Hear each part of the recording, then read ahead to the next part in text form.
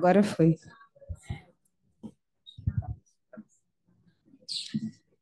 Oi, gente, boa noite. Vamos começar então, né? Em primeiro lugar, eu quero falar da alegria de estar aqui, essa primeira noite de biblioteca do ano de 2025 e também a primeira noite de biblioteca dessa gestão de biblioteca, né? E fico muito feliz de estar aqui também com o lançamento desse livro, Primo Leve e a Poesia, de Lucila Macedo. Aliás, é bom lembrar que está à venda ali, a gente tem a nossa banquinha ali no final. A Larissa e a Ana Maria, da Comissão de Biblioteca, estão responsáveis pela venda agora. Então, quem quiser comprar, vale a pena. Bom, mas é um livro, assim, quem lê, quem já leu e quem for ler vai ver que é um livro muito, muito interessante, muito, muito rico e que reúne vários temas de pesquisa, assim, várias linhas que a gente pode puxar a partir desse livro. E Bom, então quero agradecer a Lucila, em primeiro lugar, por estar aqui, por ter topado, por ter aceitado o convite, estar aqui com a gente essa noite. Agradecer também o Lourenço, a Tatiane e a Ana Lúcia por estarem aqui na mesa, participarem da mesa. E eu vou explicar um pouquinho para vocês como é que vai ser o funcionamento, o que a gente pensou para a mesa de hoje.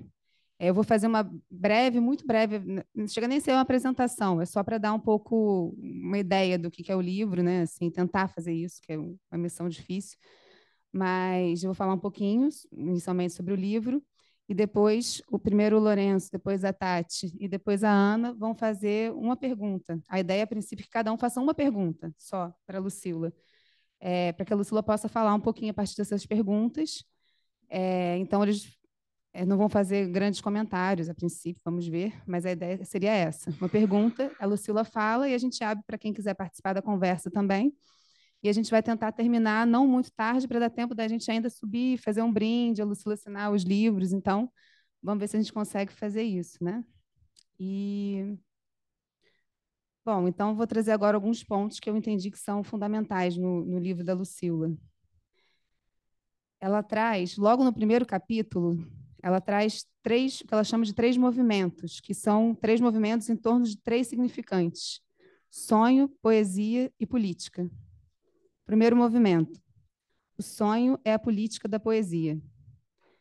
E aí eu vou trazer aqui algumas, um pouco, são palavras da Lucila e algumas observações que eu faço no meio, mas principalmente são palavras dela.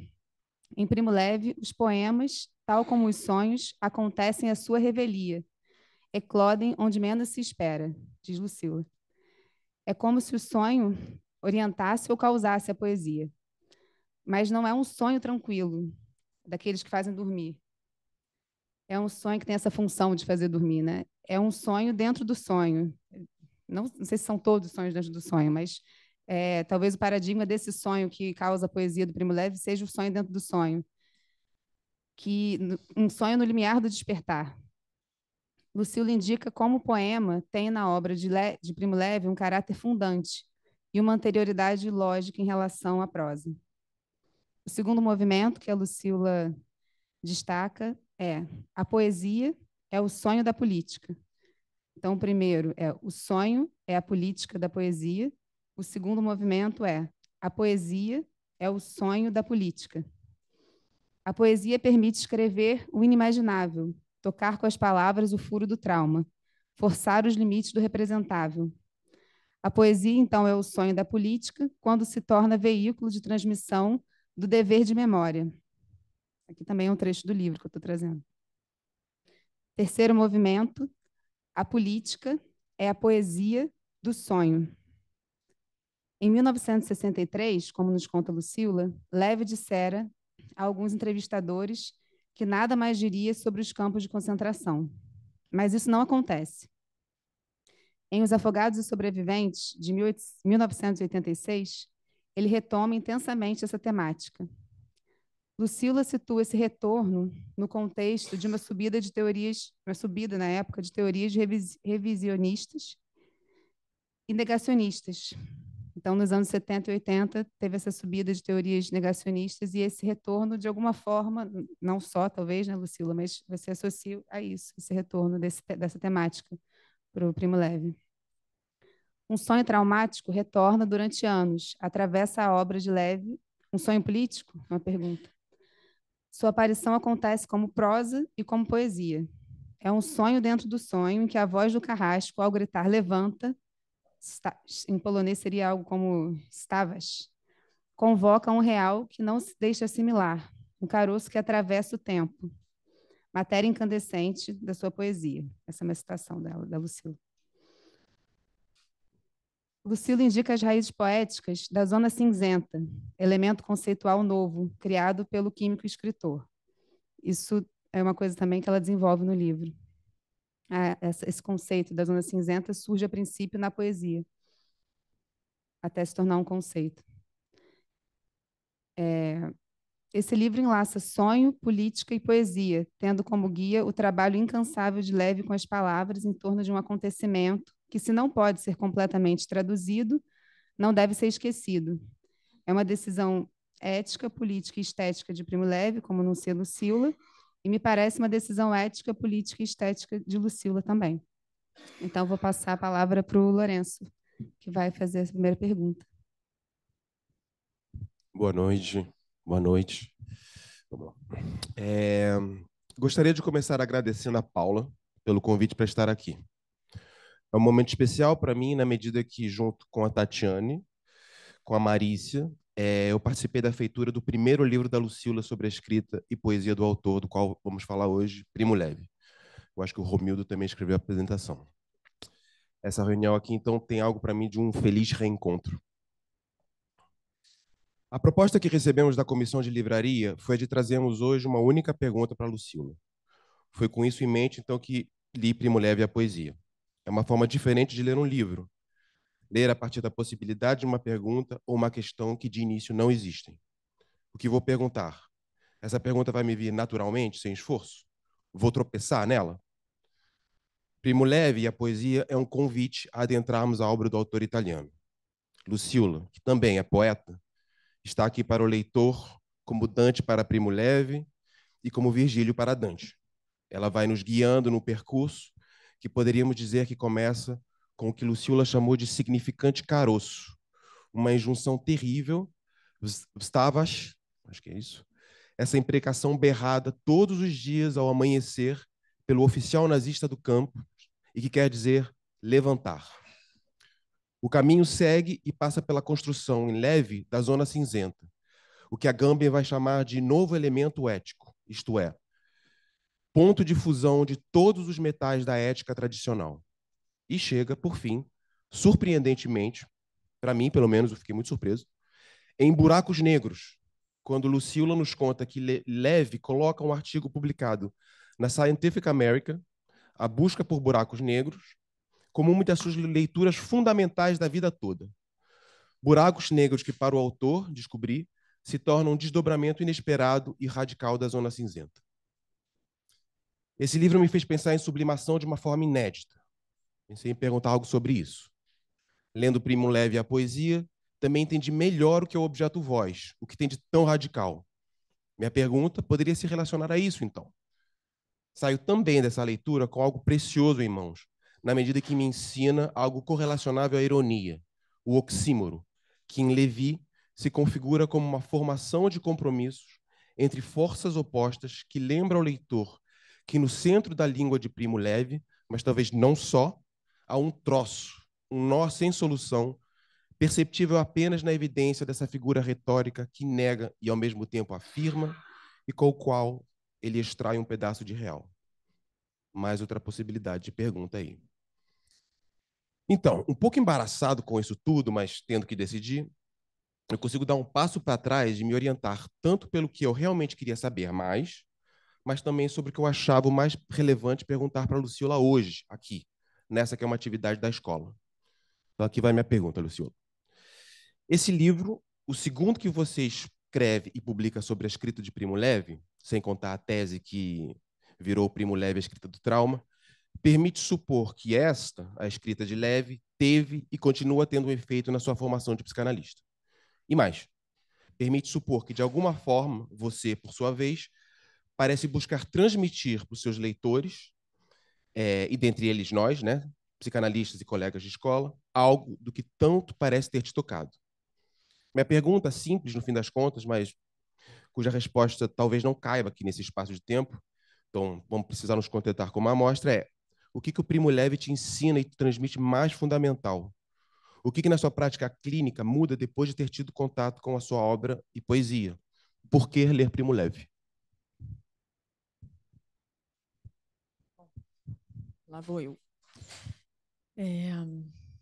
Difícil falar desse reencontro, porque eu sabia que a gente tinha feito uma coisa importante lá atrás, com as Subversos, mas ao ler agora esse livro que me remeteu ao outro, eu vi que a gente realmente fez uma coisa bem importante e especial, e contar com a Lucília aqui é uma alegria poder dizer que a gente participou daquele primeiro livro que deu origem a esse, que é imperdível. Então, é um prazer imenso estar aqui junto com vocês. Primeiro, eu queria dizer duas passagens dela que têm a ver com a minha pergunta. Se existe uma marca do passado, ela estará mais próxima de uma escrita. E a outra passagem trata-se menos de transmitir conteúdos que certa qualidade de silêncio. Certa qualidade de silêncio. Tem algumas passagens no livro da Lucília que pegam alguma coisa com a nossa língua e que são nuances muito interessantes, simples e refinadas. Isso eu queria dizer. E, enfim, a minha pergunta, que agora eu vou passar para ela, tem a ver com isso, assim, com esse refinamento que ela entrevê no trabalho do Primo Levi. E vou aqui me deter no meu texto para não me perder muito, porque eu fiquei fascinada. Foi difícil sair da minha fascinação por esse livro para poder rascunhar uma pergunta. Ele vai ficar em mim durante muito tempo. Mas, graças à comissão de biblioteca, e eu agradeço o convite da Paula, dei esse passo e vou para uma pergunta um pouco genérica, talvez genérica demais, mas que também dá uma abertura para a Lucília falar o que ela quiser. Me chama muito a atenção do que a Lucília, com seu trabalho de intensa investigação na escrita do Primo Levi, destaca no que diz respeito a uma estética do fragmento. Me parece que isso, ao mesmo tempo em que está nos primórdios da psicanálise, é também de uma atualidade importante, não só do lado da experiência do analisante, podemos ver isso em Testemunhos de Passe, como na do analista na escrita do caso clínico. Em Análise e Síntese em Freud, que está nesse livro primoroso aqui do Regnault, o Regnault localiza duas passagens de Freud que foram interessantes de encontrar para hoje, justamente quando falamos de Primo Levi, um químico de formação. Nessas passagens, Freud recorre à química justamente para falar do método de decomposição em elementos que fundamenta e nomeia a psicanálise. Não se trata de psicossíntese. Esse caráter fragmentário da escrita do Primo Levi, que podemos considerar que está presente na escrita, seja do caso clínico e na do Passe, parece que é uma espécie de condição possível, tanto para a literatura de testemunho quanto para a psicanálise. Podemos ver a incidência da palavra fragmento no título, por exemplo, do caso Dora, e no testemunho de Passe da Ana Lúcia, aqui na mesa, presente com a gente. Outro exemplo, ela diz dos vestígios e sobras com os quais teve que lidar para escrever seus textos, seus testemunhos de Passe. O que nessa pesquisa com o Primo Levi, principalmente nessa estética da lacuna, do fragmento, a Lucília encontra de ressonância que faz a clínica avançar?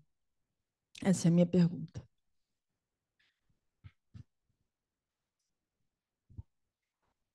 Agradeço, Paulo, o seu convite. É muito bom estar numa mesa para discutir um livro como esse da Lucília. É um prazer enorme em ler, não é só prazer. É uma escrita... eu fiquei pensando que ela já tinha feito uma exaustiva pesquisa no primeiro livro, né, na escrita do trauma, mas é uma escrita, vamos dizer assim, de uma pesquisadora. Nesse livro, agora, é a escrita de uma escritora que se serve da pesquisa, claro, mas a escrita é muito diferente. Mas quando eu peguei o livro, antes de abrir, né, e que eu vi só o título, Primo Levi a poesia, eu pensei que ela fosse fazer, porque eu sei que a Lucília se interessa muito pela questão do testemunho. Nesse outro texto, inclusive, ela trabalha sobre isso, eu sei que ela já escreve coisas sobre isso, faz parte da pesquisa dela a questão do testemunho. Eu achei que ela fosse explorar um pouco essa diferença entre o testemunho e a poética, e a poesia, quer dizer, o que se transmite, né, no testemunho e o que se transmite na poesia. Sempre com a impressão, e eu continuei com essa impressão depois de ter lido o livro, né, que tem alguma coisa do trauma que talvez só possa passar na poesia. Porque quando ela fala quando o Primo Levi fala do testemunho, ele diz isso, ele fala que é impossível testemunhar aquela experiência que, na verdade, era a experiência, né, dos afogados, e que ele se sentia sempre em dívida, estava sempre tentando transmitir essa experiência de trauma e de horror. E então, eu queria que você falasse um pouquinho sobre isso, Lucília, assim, né? Como é que você vê essa diferença aí de uma escrita do testemunho, o que se transmite no testemunho e na poesia? Me surpreendeu também que ele já fazia poesia antes de ir para o campo, né? A gente fala o campo, fica parecendo que são os campos, né? O campo de extermínio. Então, eu acho que... Bom, quero escutar sobre isso. E aconselho a leitura. A gente é uma escrita, assim, dá vontade de não parar. É muito bom. Bom, boa noite a todos, todas. Muito obrigada pelo convite, Paula, diretoria da EBP Rio, equipe da biblioteca, os leitores assim maravilhosos, né, com os quais eu trabalho há tanto tempo, né? Então é realmente uma alegria assim enorme trazer, né, Primo Levi a poesia para a Seção Rio e para a biblioteca, sobretudo, né? E então assim, bom, quando Paula me fez o convite, eu falei com ela, esse livro tem muitas frentes de discussão, de leitura, então me situou um pouquinho o que interessou aos leitores, né? Para eu pensar num caminho assim, enfim, né, de elucidação em relação às questões, em relação a esse livro, em relação ao que ele me ensinou, né? Acho que cada livro, a gente sempre se depara, quando vai escrever com um livro, com alguma coisa que a gente ainda não sabe o que vai ser, né? E é alguma coisa assim que nos conduz, né? E esse livro tem teve esse caráter, né? Então, assim, eu pensei, eu vou nessa ordem, eu vou começar pela questão do Lourenço, passar pela questão da Tatiana, até chegar à questão da Ana Lúcia, mas eu acho que eu só vou responder a questão do Lourenço no final, né? Mas alguns elementos dessa questão eu vou trazer agora, né? Sobre por que Primo Levi é um autor assim tão infinito para mim, né? Assim, então, assim, o que eu posso dizer disso, né? Então, assim, eu entrei em contato com a escrita de Primo Levi muito jovem. Eu era adolescente, né? Eu estudava no Liceu Científico, na Itália, e tinha um clube do livro, assim, paralelo dos livros que a gente não lia na escola. Então, eram livros, assim, tipo Gide, Pasolini. E, naquele ano, o Levi havia falecido, e esse livro passou por esse clube, né? E foi o único livro que eu não consegui avançar, não consegui acabar de ler. Era o É Isso, um Homem. Naquela época, eu encontrei com o Primo Levi e também eu comecei a escrever poesia. Na minha relação com a poesia, também ela é anterior à relação com a psicanálise. Eu comecei a escrever poesia quando eu comecei a escrever, né? Então, e eu publiquei poesia também muito cedo, ainda adolescente, assim. Então, Levi veio antes da psicanálise. O sonho, a escrita poética, como irrupções do real, também vieram antes da psicanálise. Passadas décadas, muitas décadas, né, mais de 2, eu encontrei de novo com Primo Levi. Eu não busquei isso, né? Assim, eu não pensava em escrever sobre Primo Levi. Mas eu estava, enfim, eu tinha um tema na minha tese de doutorado, que era o testemunho, o real, e a política em Lacan e Agamben. Eu queria fazer um diálogo entre os dois na época, né? Então, o tema do testemunho estava lá, né? Eu realmente me interessava muito, isso foi em 2010, né? A gente então já tem bastante tempo, inclusive. E aí eu, né, fui ler O que Resta de Auschwitz, do Agamben, e ele trabalha os afogados e os sobreviventes do Primo Levi. Eu falei, bom, eu tenho que ler Primo Levi. Mas, assim, eu não tinha uma recordação vívida daquele momento lá da juventude. E aí, quando eu comecei a ler Os Afogados e Sobreviventes, e dessa vez eu consegui muito lentamente concluir a leitura, assim, aquilo lá de trás, eu falei assim, gente, eu já li Primo Levi, né? E assim, e aquele livro me provocou muito, eu já não queria mais pesquisar Agamben, eu queria ler mais Primo Levi. E aí a tese acabou virando uma tese sobre Primo Levi, eu mudei de tema, fui lá para o Centro Primo Levi, voltei lá na Itália, enfim. Então, eu acho que isso é da ordem de um acontecimento, né? Esse encontro com esse autor, eu vou falar aos pouquinhos, né, o que de acontecimento tem nesse encontro, né? Depois, quando eu concluí a tese, assim, antes de concluir a tese, eu recebi um convite da Subversos para publicar aquela pesquisa, né? Eu já falava sobre ela em alguns lugares, eu acho que talvez os colegas que estão aqui, né, tivessem lido algo sobre isso, e eu aceitei na hora, né? Falei, não, vamos nessa, né? E aí foi muito interessante porque foi um primeiro movimento assim de retrabalho, né? Porque uma tese ela tem a linguagem acadêmica, a gente assim, eu não suprimi nada, né? É um caminho de investigação. Uma tese ela mostra esse caminho de investigação. Na hora que a gente pensou no livro, já era uma outra coisa. Então tiveram os primeiros leitores, né? O meu próprio orientador e o querido Romildo que escreveu o prefácio, né? Assim, esse convite veio também, né, assim, movido pela transferência de trabalho, por uma certa transferência com a leitura, né, dessas pessoas, tanto do meu orientador como do Romildo. Então, assim, e esse livro foi um livro assim que para mim foi assim, eu fiquei muito impressionada assim, porque foi um livro que foi lido por pessoas de outras áreas muito. Eu recebi muito contato assim, retornos de pessoas que não eram da psicanálise. Isso foi uma coisa surpreendente para mim.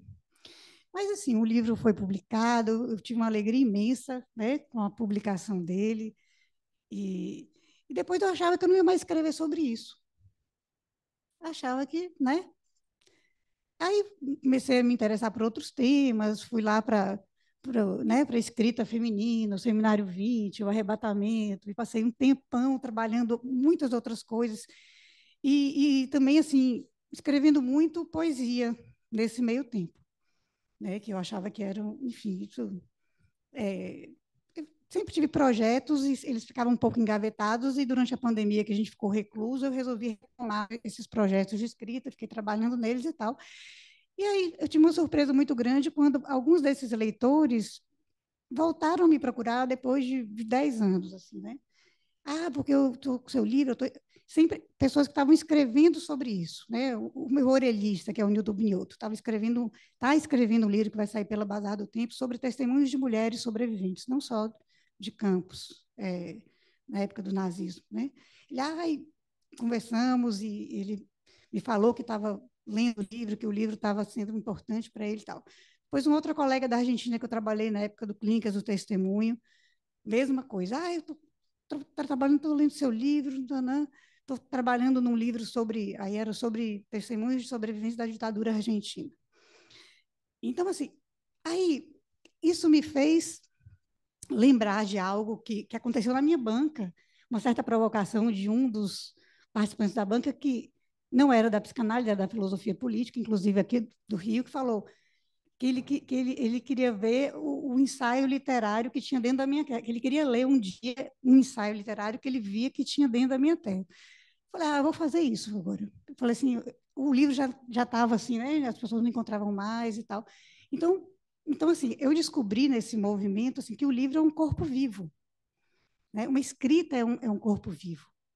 Não é uma coisa assim. Eu acho que quando tem algum tema que nos toca particularmente, né? Assim, isso não acaba, né?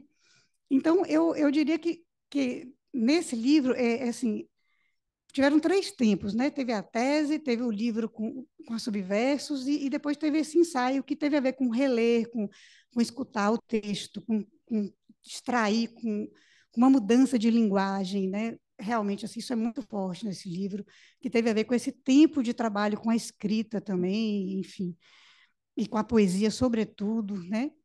Então, é quase como se eu tivesse extraído, eu diria assim, o corpo nu do texto, né? Eu tirei as camadas de teoria e eu quis fazer eu queria embrenhar a teoria no texto, assim, né?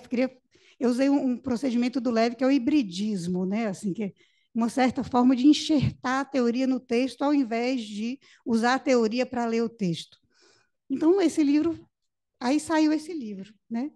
Eu tive a alegria também de publicar aqui no Rio, que foi o mesmo lugar de onde veio Primo Levi a escrita do trauma, onde eu faço análise, enfim. Então, né, isso foi muito significativo para mim.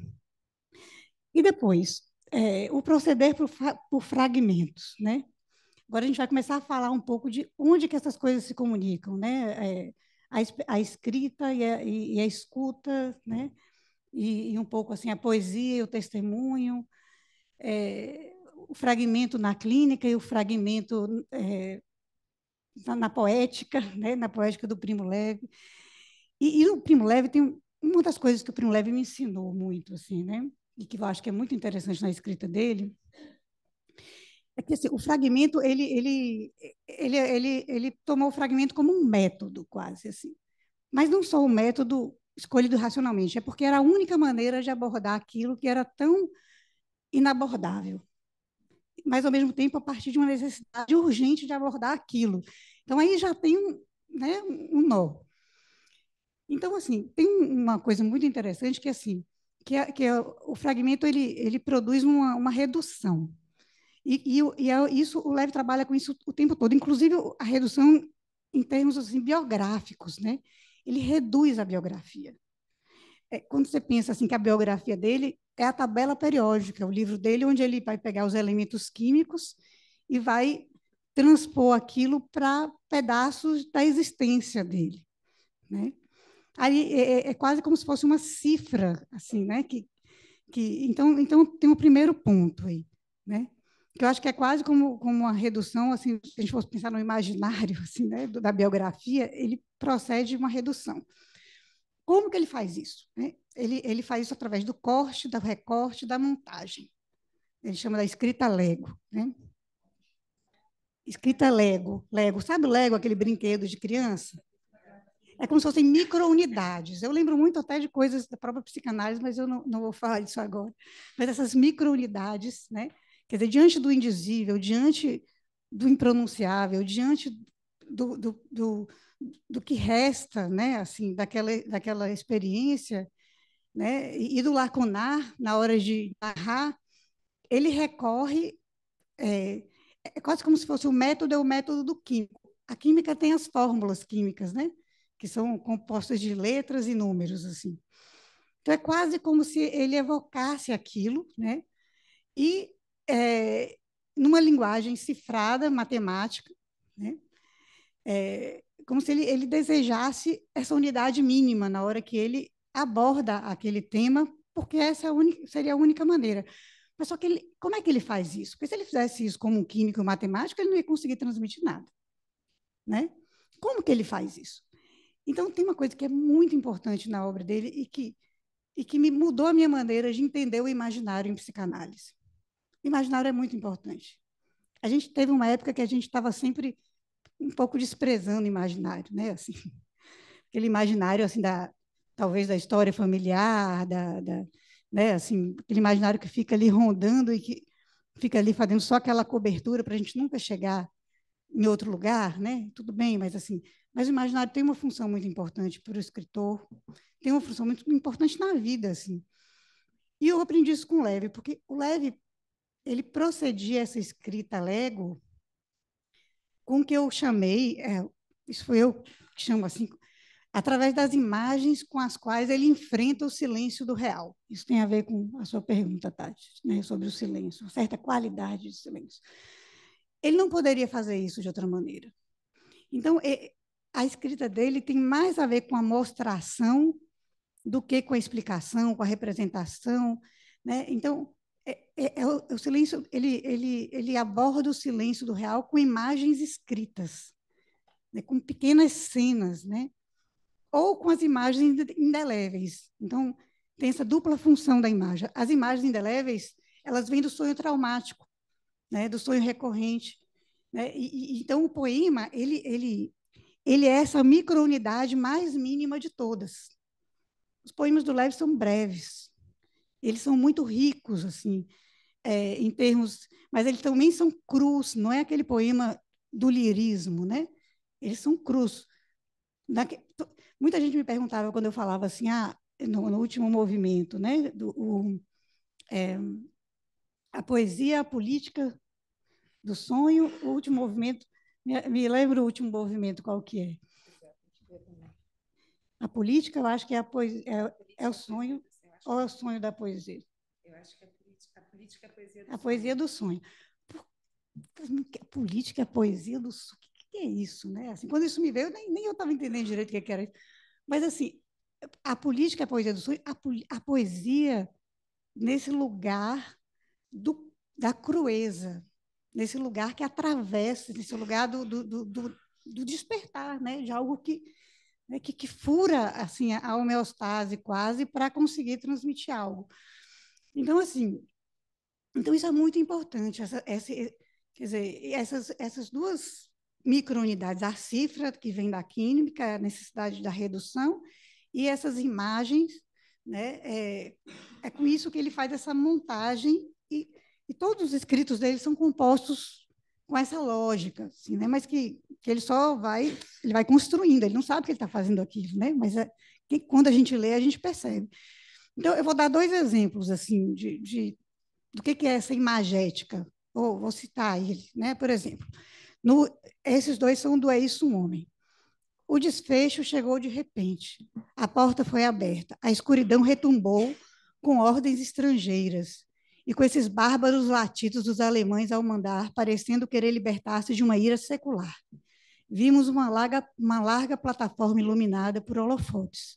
Mais longe, uma fila de caminhões. Em seguida, silêncio. Tudo era silêncio, como num aquário e como em certas cenas dos sonhos. Essa é uma imagem.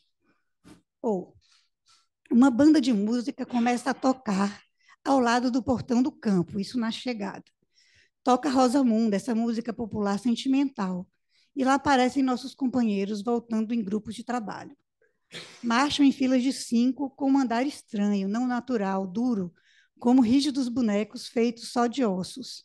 Marcham acompanhando exatamente o ritmo da música. Outra imagem.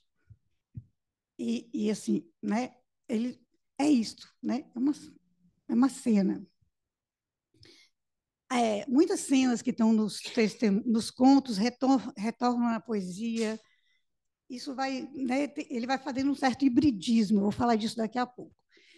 Então, assim, acho que eu vou.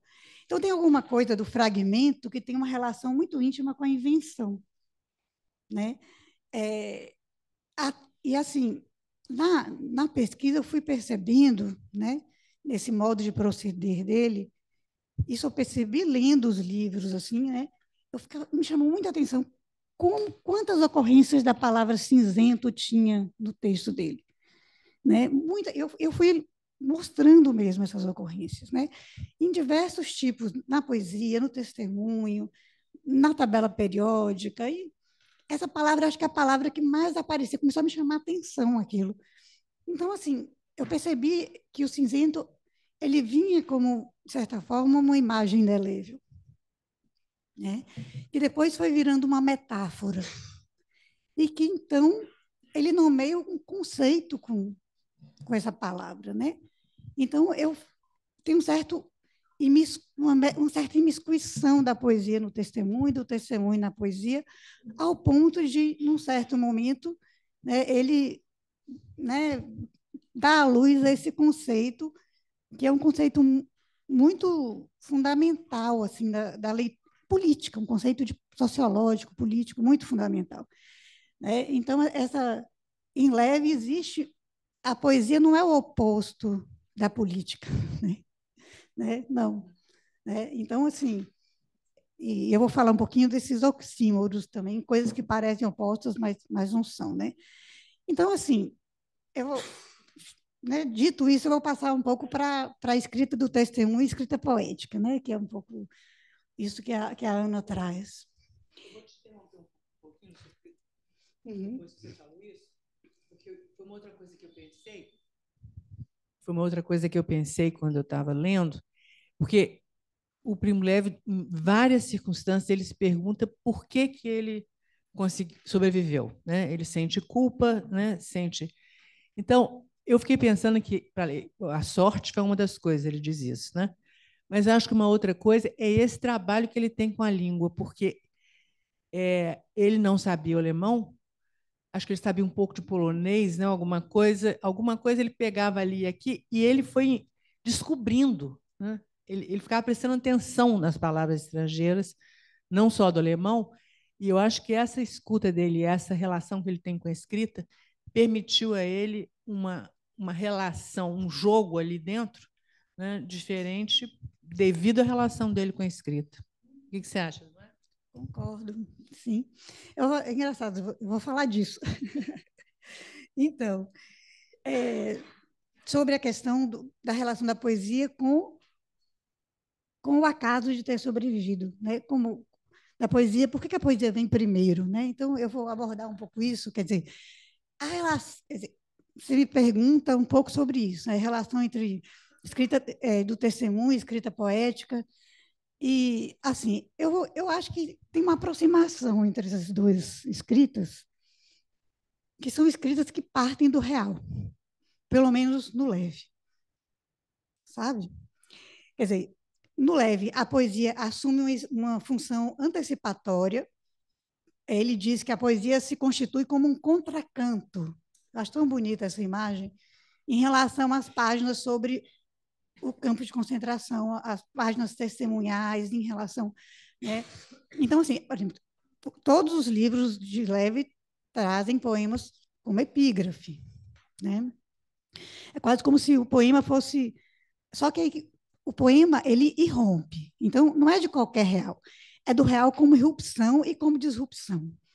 Como irrupção, como isso que vem à revelia dele mesmo. Como disrupção, como aquilo que interrompe algo, né? Que muda o curso de algo. Então, essa narrativa, né?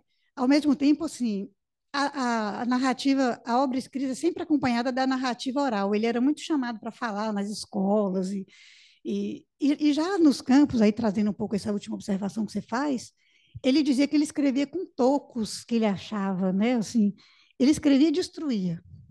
E eram poemas, né? Então, era o que ele escrevia lá. Só que ele destruía depois, porque às vezes ele trabalhou num laboratório, às vezes ele achava um toco de qualquer coisa e alguma superfície que podia, né, se registrar algo e tudo isso. Então, esses primeiros poemas que ele escreve quando ele retorna eram, na verdade, uma retomada desses poemas que ele já escrevia, né, lá nos campos. Então, assim, eu me perguntei muito, né? O que pode explicar a anterioridade lógica da poesia em relação à narrativa em prosa? Ele escrevia poesia já antes e também escrevia prosa. Assim, né? Escrevia, enfim, rascunhava algumas coisas, né? Antes dessa situação. E ele foi, também um detalhe importante, que quando ele foi capturado, ele era um partisão, né? Ele e um grupo de jovens, ele tinha 24 anos, assim, militavam contra o fascismo. Ele não foi capturado pela condição da origem judaica dele, né? Mas pela condição política, e ele escolheu declarar enfim, a origem judaica, porque ele achava que se ele declarasse a condição política, que ele seria eliminado naquele momento, né? Mesmo assim. Mas o que poderia explicar a anterioridade lógica da poesia em relação à narrativa própria? A minha hipótese é que esse horror que vai se depurando em trauma através da escrita, ele encontra na estrutura do poema, né? Que é uma estrutura que tem a ver com a disrupção, com a contingência e mesmo com a lacuna, né, um lugar de inscrição. Então, ele acreditava, né, essa coisa da contingência é muito importante, porque ele acreditava que sobreviveu por pura sorte, né, e não por nenhum outro motivo, né, numa situação como aquela.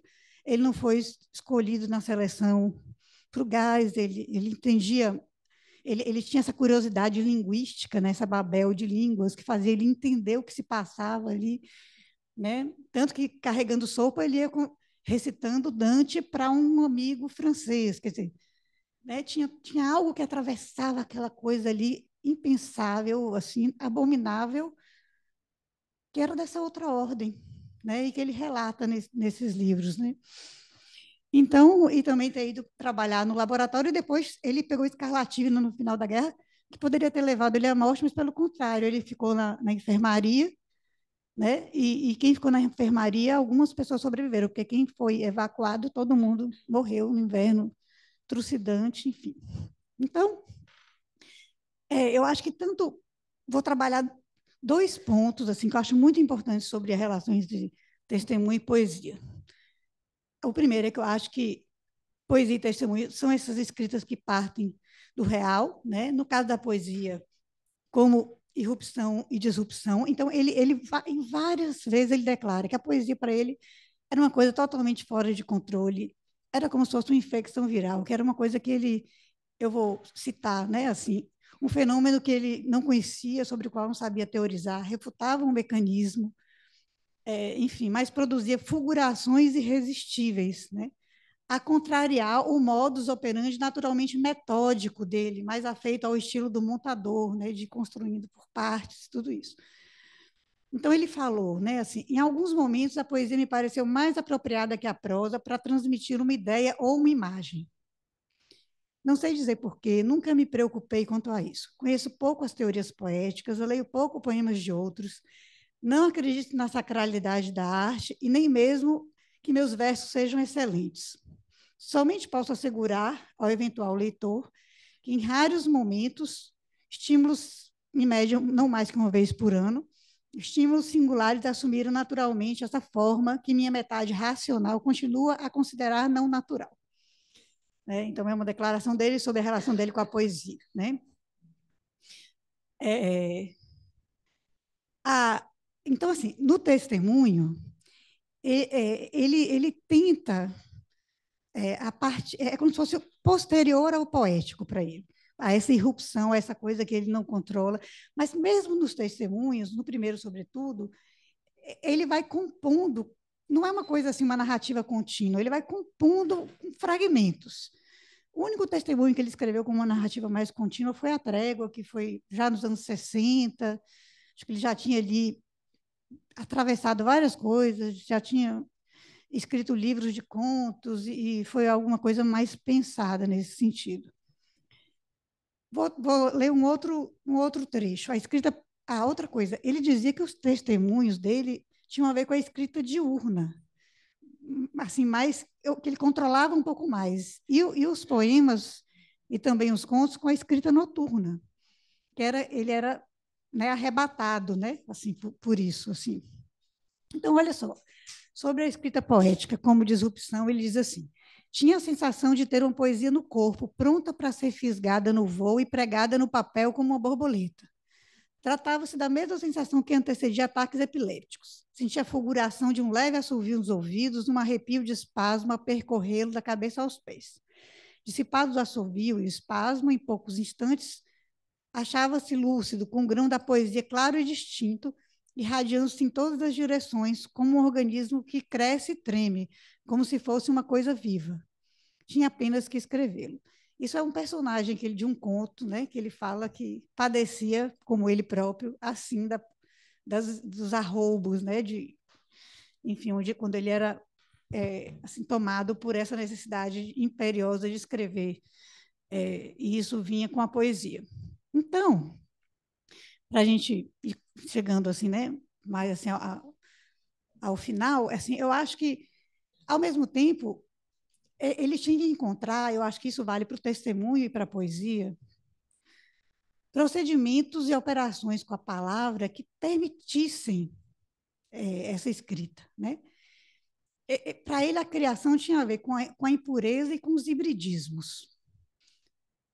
O impuro, que era isso pelo qual, né, milhões de judeus foram levados para os campos de concentração, o impuro, para ele, era um elemento fundamental na escrita e na poesia. E o hibridismo também, né? Eu vou dar um exemplo, porque é difícil falar disso, os exemplos são mais elucidativos, assim. Mas a principal figura de linguagem, assim, a mais importante da obra dele, os estudiosos dele apontam isso, é o oxímoro, né? Que é essa figura de linguagem onde você coloca duas coisas opostas juntas sem que uma anule a outra, né? O outro procedimento tem a ver com essas combinações improváveis, né? Tem certo, eu acho que tem um conto dele que eu acho maravilhoso sobre os centauros, que ele diz assim: por que o delfim é semelhante a um peixe, mas parteja e amamenta seus filhotes? Aí ele diz: porque é filho do atum e de uma vaca. De onde vêm as cores graciosas da borboleta e sua habilidade de voo? São filhas de uma mosca e de uma flor. E as tartarugas? São filhas de um sapo e de um seixo. E os morcegos? De uma coruja e de um rato. E os moluscos? De um caracol e de uma pedra polida. E os hipopótamos? De uma égua e de um rio. Então, né, isso ele vai fazendo na própria escrita. Assim. E depois, sobre a questão do hibridismo, aí tem o lado do cientista, ele diz assim: o anidrido carbônico, ou seja, esse gás e da impureza também. Isso aqui, o primeiro é mais o hibridismo, esse é mais a impureza. O anidrido carbônico, ou seja, esse gás que constitui a matéria-prima da vida e reserva permanente a qual recorre tudo aquilo que cresce, e destino último de toda a carne, não é um dos componentes principais do ar, mas um resíduo ridículo, uma impureza 30 vezes menos abundante que o argônio. Dessa sempre renovada impureza do ar, procedemos nós, animais e plantas, e nós, espécie humana, com nossos 4 bilhões de opiniões discordantes, nossos milênios de histórias, nossas guerras, nossas vergonhas, nobreza e orgulho. Assim é a vida, embora raramente ela seja assim descrita.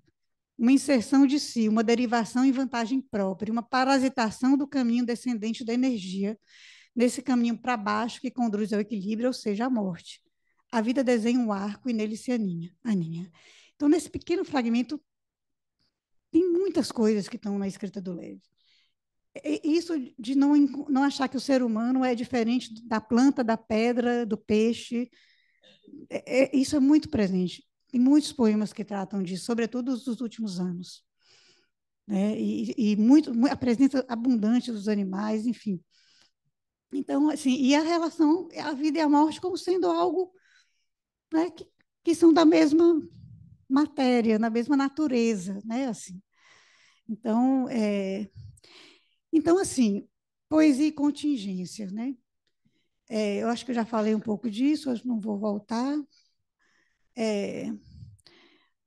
A poesia e o despertar também, mas isso não tem nada a ver de lírico, né? Tem a ver com alguma coisa que é muito aguda, muito pontiaguda. Então, assim, para terminar, eu acho que eu retomo um pouco algumas coisas, mas um outro ponto que eu acho muito importante para trabalhar essa relação entre o testemunho e a poesia, eu acho que ambos, em leve, têm a ver com uma espécie de escrita do fim de um mundo, de uma época, ou de um certo modo de viver, né? E de morrer também, né? Na psicanálise, o testemunho vem como uma escrita de um fim de análise, é de um fim também, é de um fim de um mundo também, né? De um certo modo de estar no mundo. E nesse ponto eu acho que tem alguma aproximação entre eles. E para retomar um pouco do que a Leve me ensinou, né? Assim como na clínica, né? Eu trouxe algumas coisas do método leviano que me servem muito na clínica. E Leve era um leitor de Freud, né? Ele acho que ele leu o Freud inteiro, assim, de vez em quando ele pegava, trazia o Freud lá, mas ele não queria fazer análise. como é comum entre os escritores, eles têm medo, às vezes, de fazer análise. Muito. E eles têm medo de fazer análise, gente, por uma coisa que eu entendo eles muito. Que tem a ver com essa história, assim, porque o imaginário é muito importante para um escritor, né? Ele faz uma operação com o imaginário. E esse afã de reduzir o imaginário pode secar a fonte do escritor, né? Então, não, mas assim, curiosamente, os que já chegaram no meu consultório sempre chegaram assim, quando tinham tentado tudo, assim, né? Assim, e alguma coisa ali, para não ir, né? E tem uma coisa, mas existe esse receio, e o Levi tinha esse receio. E a gente tem que pensar também, ele declara isso em alguns lugares, né? A psicanálise naquela época, né? Na Itália, né? Na Itália tem um termo que chama strustica cervello. O psicanalista ele era considerado alguém que espremia o cérebro das pessoas. Né? Então, hoje não é mais assim, mas né, na época em que talvez ele pensasse em procurar análise, né, logo depois no retorno da guerra, era um outro momento. Então, ele lia loucamente Freud, mas ele não procurou um analista. Ele escrevia. Né? Bom, mas então, o que eu aprendi com Levi? Assim, né? Não saturar de sentido o lacunar, o impossível de dizer, a opacidade, o deslocalizado, o disruptivo, a infração. Né? Sempre preciso perguntar qual escrita, como escrevê-lo, não só no sentido dessa escrita, né, no sentido literal, mas essa escrita em psicanálise, que muitas vezes tem a ver com vestígio, com traço, com oco, com resto, com nada, né? Com sulcos, né? Enfim, com outras coisas. Depois o não causal, né? Assim, isso dessa escuta que não se dê, disso que não se deixa aprender pelas malhas do sentido, de não querer forçar o sentido onde talvez tenha outro caminho mais interessante que possa ser, inclusive, esse, né? De um silêncio, de um ponto, de uma vírgula, né? De um urro, de um suspiro, como Lacan nos ensinou tão bem, né? Mas, assim, o Levi reafirma isso, né? A forma dele trabalhar a linguagem. Depois dessa coisa das capturas e os registros da contingência, dessa atenção a isso. Depois, sobre a mostração, né? Quando alguma coisa vem na forma de uma fulguração, de uma epifania, né? E não na forma da representação pela retórica ou pela causalidade, né? Disso que é sem porquê. E depois esses dois procedimentos, o oxímoro e o híbrido, essas invenções com as contradições, né? Ao invés do maniqueísmo, por exemplo, que é uma coisa tão comum, né? Na vida, enfim. Quando o dispor heterogêneo pode coexistir sem que um precise anular o outro. Né? Então, isso. E, por fim, eu acho que, tocando um pouco na questão do trauma, né? E disso que talvez a gente possa extrair do que Levi traz, assim, né? Eu lembrei muito daquela frase do guerra é sempre, assim, né? Quer dizer, eu acho que tem estados de guerra, estados de paz. Quer dizer, às vezes a gente vive, quando a gente vive em situações de violência branda ou extrema, quando a gente viveu aquele tempo de isolamento do primeiro ano da pandemia, que ninguém sabia o que ia acontecer, que tinha um vírus ali matando um monte de gente, ou pensando na Helena, né, nas notas sobre a fome, quer dizer, né, assim, isso são situações que convocam algo dessa ordem, né, assim. E eu penso muito nisso, né?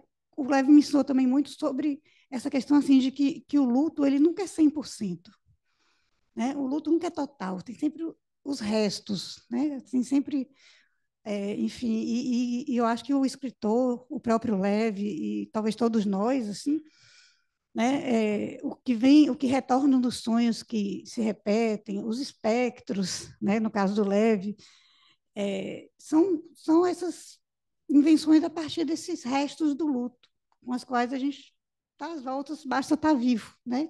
Não talvez numa situação tão extrema como aquela, mas eu acho que nessa passagem assim do horror ao trauma, onde quer que ela esteja, porque a gente está vivendo isso o tempo inteiro, né?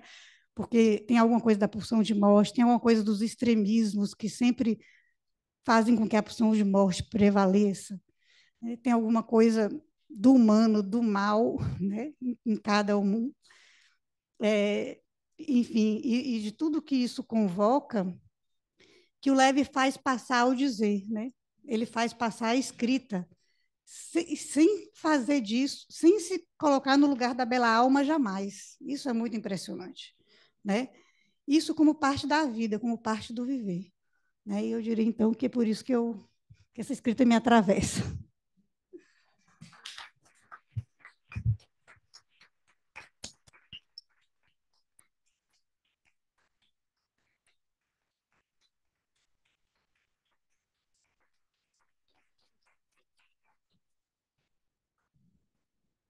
Obrigada, Lucila. Muito bom, legal sua fala. Legal, pouco para dizer, mas enfim, muito bom te ouvir. Alguém quer participar da conversa, gente? Romildo, Fátima. Bom, a gente vai vendo. Marícia quer falar alguma coisa? Bom, vamos vendo. Romildo e a Fátima, por enquanto. O Rodrigo também? Não? Bom, como todo mundo, eu queria agradecer a Lucila. E como eu falava com você de Primo Levi há muito tempo, quando você ainda estava às voltas com a tese, dá para sentir a evolução e que caminho você tomou, que eu diria foi um caminho na direção do poético. Isso eu acho. Claro que a pergunta de Ana Lúcia tem muita importância, e para o Primo Levi isso é fundamental. Qual é não só a diferença, mas o ponto de encontro entre o testemunho e o poético. Bom, aí você respondeu muito bem que é em torno do real, é claro, não é? Tem uma questão, quando você diz que Primo Levi, como outras pessoas, né, outros poetas, sobretudo na Europa, falam da morte, né? Mas mais do que isso, falam do fim do mundo. Então você estava falando e eu estava pensando, só quem pode falar, testemunhar do fim do mundo é o morto. Não se pode, na vida, testemunhar o fim da vida. Então, é interessante, porque tem uma coisa de Primo Levi que ficou na minha cabeça, eu acho que eu já citei 1 milhão de vezes aqui, é que ele diz que ninguém sobrevive ao Auschwitz. Todo mundo que foi para um campo do extermínio morreu. Aí vocês perguntam assim, mas então como é que alguém pode dizer isso do lado da morte? Ele fez isso, ele testemunhou, quando acabou de testemunhar, se matou. Como se fosse uma homologação do que ele já sabia desde o começo. Primeiro, que estava testemunhando sobre o fim do mundo, e segundo, que só um morto pode testemunhar do fim do mundo. Então, quer dizer, como é que se dá corpo a um paradoxo desse tamanho? Não é? Foi o que... A leitura de Primo Levi, eu li vários livros dele, não sei se todos, mas ele provoca no leitor, primeiro que é um texto muito bonito, mas ele provoca no leitor né, no nosso meio, a gente chamaria um arrebatamento. Não é muito frequente em mim ficar arrebatado por uma leitura. Na leitura de Primo Levi, sim. Ele me arrebatou e sempre eu situei o Primo Levi na minha memória como alguém que se situa na fronteira entre a vida e a morte para mostrar um lugar onde era de morte. Não é? Então, ele fala do lugar da morte para mostrar um lugar onde não havia vida. Né? Quer dizer, politicamente, isso é uma contribuição extraordinária. Né?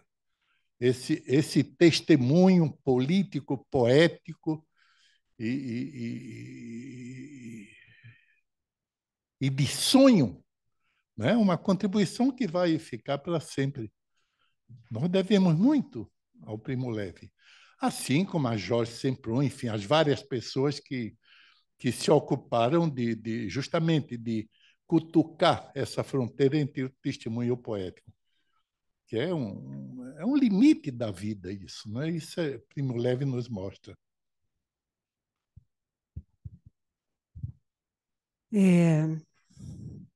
Gostei, Romildo, desse seu comentário. Queria agradecer, Lucila, pela sua colocação do trabalho aqui que você fez nesse livro, que realmente me encantou. Primeiro, porque tem uma escrita assim muito delicada, né?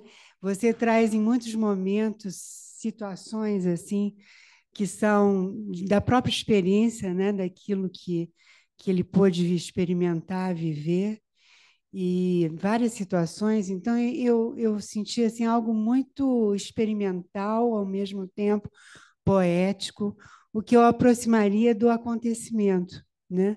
Você até falou do acontecimento. A gente está às voltas aqui na escola com o acontecimento Jornada, que é o título da nossa jornada de cartéis que vai ter agora em agosto.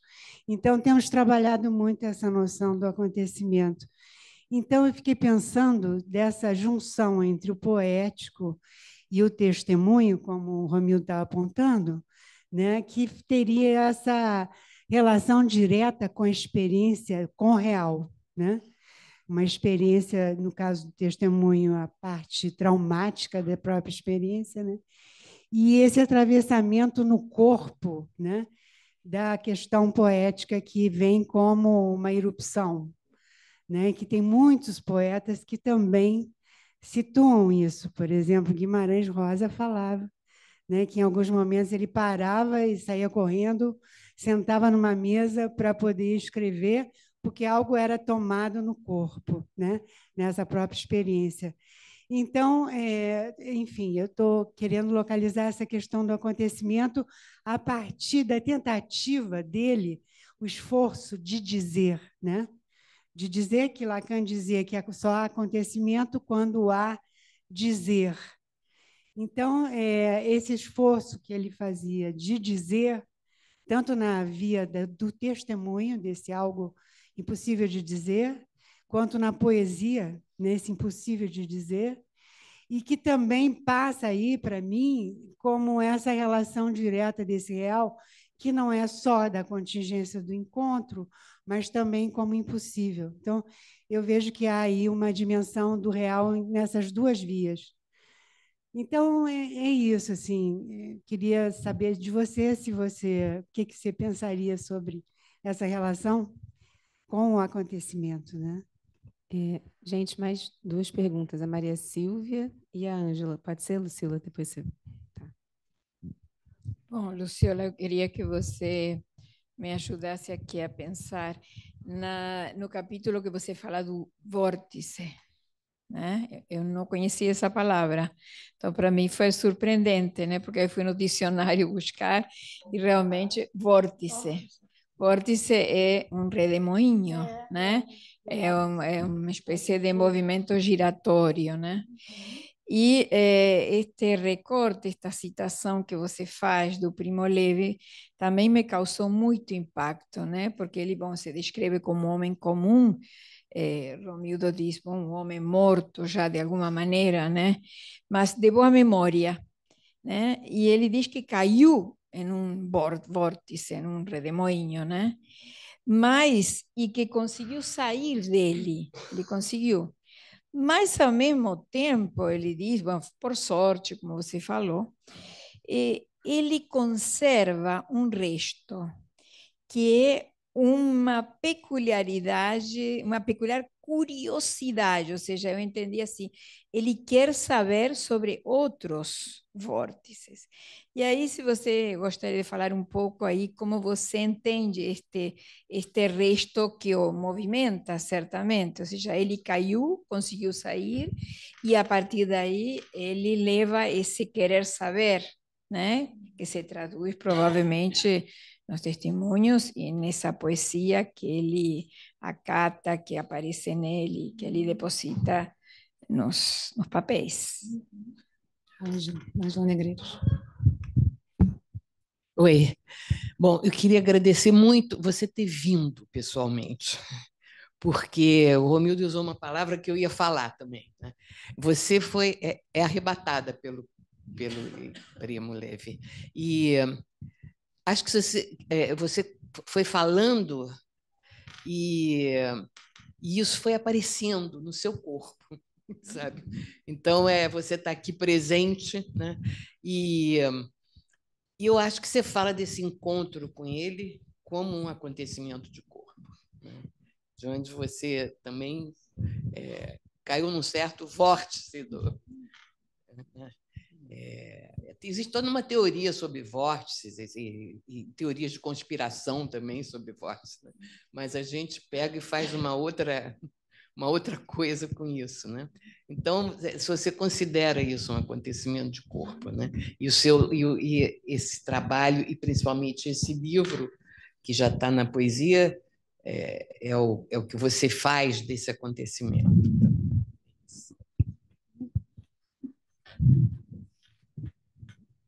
Bom, agradeço muito os comentários, as perguntas. Eu vou tomar todas, talvez em conjunto. Vou começar pela última. Sim, tem até uma entrevista que a Fátima Pinheiro fez comigo, na época da escrita do Primo Levi, a escrita do trauma, que eu falo um pouco disso, desse encontro como...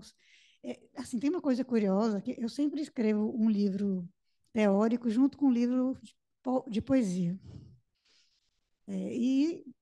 Quer dizer, sempre não, isso começou desde esse primeiro livro, isso continuou dessa maneira, assim, né? Até hoje tem sido assim. E acho que a escrita do Levi me convocou, sim, né? Nesse lugar, de alguma forma. Óbvio que isso tem a ver com, enfim, né? Com os restos, com os sintomas, com o traumático, assim, de cada um, onde que ele... Eu pude ir entendendo isso no meu próprio processo de análise, onde que essa escrita me tocava e me arrebatava nesse lugar, né? E de fazer disso causa de outras escritas também, né? Então, sim. Sobre a questão com a morte, eu acho que tem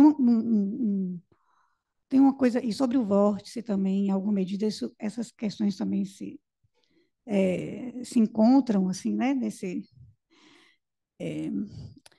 Eu acho que teve alguma coisa, teve um acontecimento, teve uma contingência, para tomar um pouco aquilo que a Fátima traz também, que eu acho que a gente precisa ler assim, e que ele Leve declara, de certa forma, isso, que foram as teses negacionistas e revisionistas. Porque isso, ele volta do vórtice, né, ele sobrevive, se interessa pelos vórtices, faz disso uma causa, né, e faz disso um furo, né, um oco, a partir do qual ele escreve e vive, mas, ao mesmo tempo, quer dizer, eu acho que isso foi uma coisa muito violenta, porque quando começaram a surgir essas teses, né, essa negação, né, de Auschwitz, isso tocou ele em algum lugar muito, muito sensível. E foi aí que ele começou a escrever Os Afogados Sobreviventes, que foram vários ensaios, levou 10 anos, né? E foi o último livro que ele escreve, né? Mas eu acho que tem alguma coisa também da relação com a morte de quem sobreviveu a isso, que nos últimos poemas dele, isso fica muito claro, assim, parece que existe uma certa naturalização, assim, no sentido de... Quer dizer, eu acho que o suicídio teve a ver com o ato, é um ato, e eu acho que teve a ver com o negacionismo. Eu acho que isso que aconteceu reacendeu algo assim de muito insuportável para ele. Ele declara isso algumas vezes, né? Mas, ao mesmo tempo, ele escrevia coisas, e eu escrevi recentemente um artigo em que eu tento entender a abundância dos animais na escrita tardia dele e abordar algo desse tema, né, assim, da morte. Eu acho que talvez tenha um poema que ajude para a gente fechar. Eu acho que esse poema diz dessa relação, né? Tá no Mil Sóis. Eu acho que eu vou terminar com um poema que chama Autobiografia. Ele começa com um fragmento do Empédocles. Diz assim: outrora fui menino e menina, arbusto, pássaro e peixe, mudo que salta do mar. Sou velho como o mundo, eu que lhes falo. Nas trevas do início, borbulhei pelas fossas cegas do mar. Eu mesmo cego, mas já desejava a luz, quando ainda jazia na podridão do fundo. Engoli o sal por 1000 mínimas gargantas. Fui peixe ágil e viscoso. Evitei emboscadas. Mostrei a meus filhos os meios tortos do caranguejo. Mais alto que uma torre, ultrajei o céu. Ao choque dos meus passos, montanhas tremiam, e minha feia desmesura obstruía os vales. As rochas do seu tempo trazem ainda o sinete incrível das minhas escamas. Cantei à lua o canto líquido do sapo, e minha paciente fome perfurou o lenho. Servo impetuoso e tímido, corri bosques hoje cinzas, feliz de minha força. Fui cigarra embriagada, tarântula astuta e horrenda, e salamandra, e escorpião, e unicórnio, e áspide. Sofri a chibata, calores e frios, e o desespero do jugo, a vertigem muda do asno ao moinho. Fui menina hesitante na dança, geômetra, investiguei os segredos do círculo e as vias dúbias de nuvens e ventos. Conheci o pranto e o riso e muitas Vênus. Por isso não riam de mim, homens de agrigento, se esse velho corpo está marcado por estranhos sinais. É isso.